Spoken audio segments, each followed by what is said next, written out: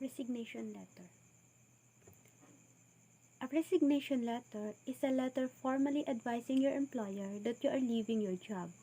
A resignation letter can help you maintain positive relationship with your employer while paving the way for you to move on. So, a resignation letter, it is your official letter sent to your employer giving them notice that you will no longer be working at the company. In other words, it's an official form of quitting of your job.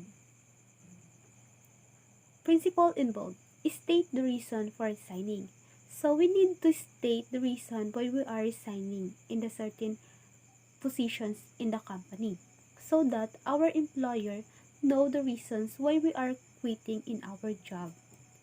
Make clear the definite date when the resignation is to be effective. So we need to state clearly the exact date when our resignation will be effective upon its received. Number 3, state a note of appreciation, regret, or we can do both in our letter. Some points for consideration. The resignation letter is delivered at least 2 weeks before the date of leaving so that our employer can find a better replacement to our positions that we going to leave. Number 2, sarcastic or belating statements have no place in a resignation letter. So, when writing a resignation letter, it's important to keep your resignation letter as simple, brief, and focused as possible. It should also be positive. This letter will be included in your employment file and could be shared with potential future employers. Therefore, it should be professional and polite. What to include in your resignation letter? First, the fact that you are leaving and date when your resignation is effective. 2. Thanks to your employer for the opportunities you have during your employment. So, we can include our acknowledgement to them, the knowledge that you acquire, also the skills. It's usually better to resign in person, then follow up with a formal resignation letter. So, it's better to resign in person first before we send the resignation letters to the office of our employer. So, there's are the writing tips in writing a resignation letter. First, when you are resigning from employment, it's proper protocol to provide your employer with a formal resignation letter for your employee file.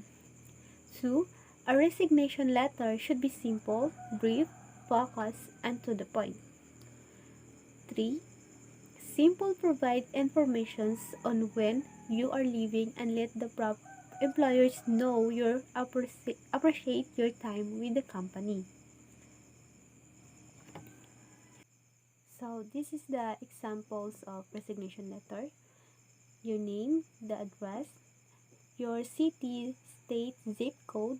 We can also include the phone number, the email, of course, the date, name of your employer, his or her title, the organization names, address, city, state, zip code. So, this is the examples of resignation letters. Format of resignation letters. So, first, last name, address, city, state, zip code, phone number, email, address, the date, name, title, organization's address, city, state, zip code.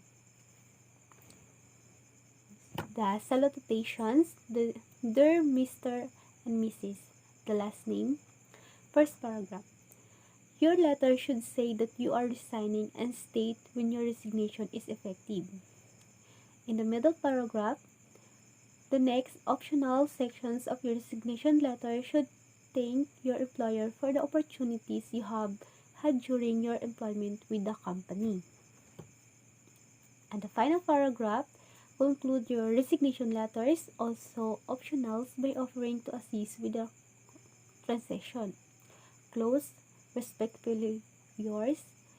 Of course, the signatures with handwritten signatures and typed signature.